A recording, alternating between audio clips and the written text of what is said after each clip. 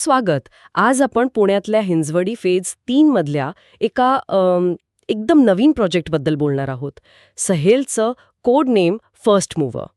मला जी माहिती मिळाली आहे त्यानुसार हा प्रोजेक्ट म्हणजे काय म्हणतात त्याला, भविष्यातली लाईफस्टाईल आजच जगण्याची संधी असं काहीसं वाटतंय. तर आज बघूया की यात नक्की काय खास आहे आणि हिंजवडीसारख्या ठिकाणी हे इतकं लक्ष का वेधून घेतंय. अगदी बरोबर. हा प्रकल्प खरं तर अशा लोकांसाठी दिसतोय जे नेहमी जरा पुढे असतात, म्हणजे जे काहीतरी नवीन आधुनिक शोधत असतात. इथे आराम, नवीन तंत्रज्ञान आणि स्मार्ट जगणं एकत्र आणण्याचा प्रयत्न दिसतोय. फर्स्ट मूव्हर ही संकल्पनाच इंटरेस्टिंग आहे नाही का. आणि लोकेशन पण महत्वाचं. हिंजवडी फेज 3 IT हबच्या अगदी जवळ. याबद्दल जरा अजून खोलात बोलूया का. काय वेगळेपण आहे इथे नक्की. हो, मुख्य भर आहे तो नेक्स्ट जनरेशन लाईफस्टाईलवर. हा प्रोजेक्ट जवळपास 3 एकर जागेत पसरलाय आणि त्यात 3 उंच टॉवर्स आहेत. म्हणजे G+M+3+26 मजली इमारती आहेत आणि निवासी युनिट्सची सुरुवात 5व्या मजल्यापासून होते. अच्छा, म्हणजे खालचे मजले पार्किंग आणि सुविधांसाठी असणार बहुतेक. बरोबर. एकूण 609 घरं आहेत, 2 आणि 3 BHK. त्यांना ते फ्लेक्सिमी होम्स असं म्हणतात आणि त्यात झिरो वेस्टेज लेआउट आहे असं ऐकलंय. एक मिनिट, झिरो वेस्टेज लेआउट म्हणजे काय नक्की. आणि हे फ्लेक्सिमी होम्स काय आहे. झिरो वेस्टेज लेआउट म्हणजे घरात कॉरिडॉर किंवा पॅसेजसाठी जी जागा जाते ना, ती जवळपास नाहीये. प्रत्येक चौरस फुटाचा जास्तीत जास्त वापर करण्यावर भर दिलाय. त्यामुळे काय होतं की घर जास्त मोठं आणि वापरण्यायोग्य वाटतं.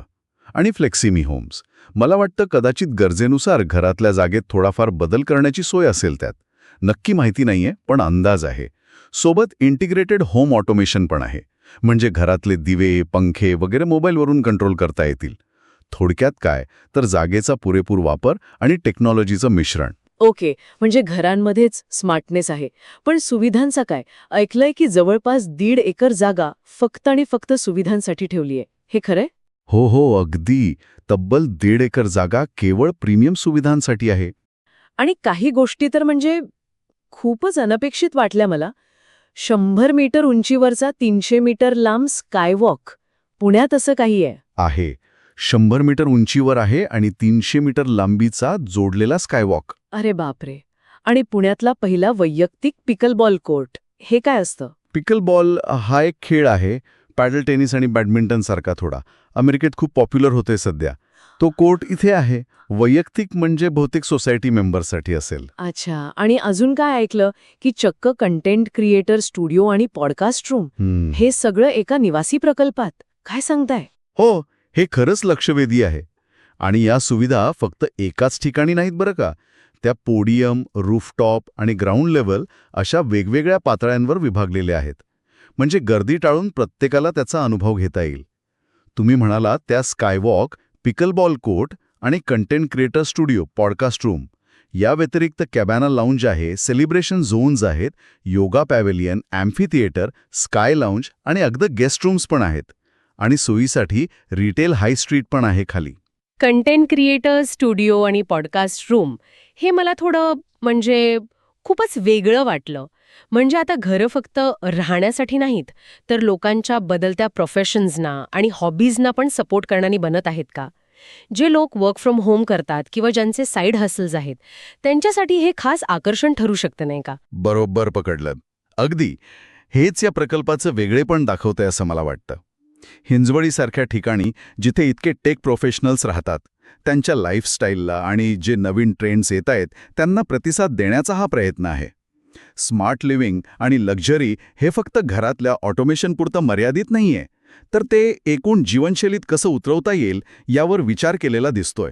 तो 100 मीटर उंचीवरचा स्कायवॉक ते त्याचं एक उदाहरण आहे. एक स्टेटस सिम्बॉल पण आणि एक वेगळा अनुभव देणारी गोष्ट पण. ठीक आहे, म्हणजे सुविधा खरंच आकर्षक आहेत, मान्य. पण प्रत्यक्ष घरांबद्दल काय. म्हणजे आकारमान वगैरे कसं आहे. आणि तुम्ही म्हणालात त्या झिरो वेस्टेजमुळे खरंच जागेच्या वापरात फरक पडतो का. 2 BHK घरं साधारणपणे 65, 4 ते 734 चौरस फूट आहेत आणि 3 BHK 972 ते 1082 चौरस फूट आहेत. आणि हो, झिरो वेस्टेज लेआउटमुळे काय होतं की ह्याच आकारमानात सुद्धा लोकांना अधिक मोकळी आणि वापरण्यायोग्य जागा मिळेल अशी अपेक्षा आहे. उगाच कॉरिडॉरमध्ये जागा वाया जात नाही. प्रकल्पाची टॅगलाईन पण बघा, be the first to live elevated, जी केवळ उंचीवर राहण्याबद्दल नाहीये, तर एक उंचावलेली म्हणजे एक चांगली जीवनशैली जगण्याबद्दल बोलतेय असं वाटतंय.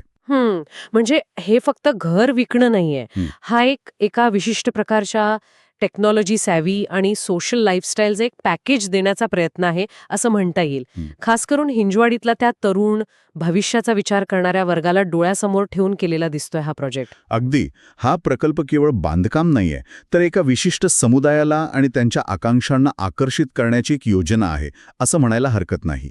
या सगळ्या माहितीवरून एक विचार माझ्या मनात येतोय. ह्या ज्या सुविधा आहेत, pickleball court, content creator studio किंवा अगदी तो 100 मीटर उंचीवरचा स्कायवॉक, यांसारख्या गोष्टींवर जो भर दिला जातोय, तो आपल्या शहरांमधल्या घराच्या आणि सोसायटीच्या कल्पनेबद्दल काय सांगतो? काहीतरी बदलतंय का? बरोबर.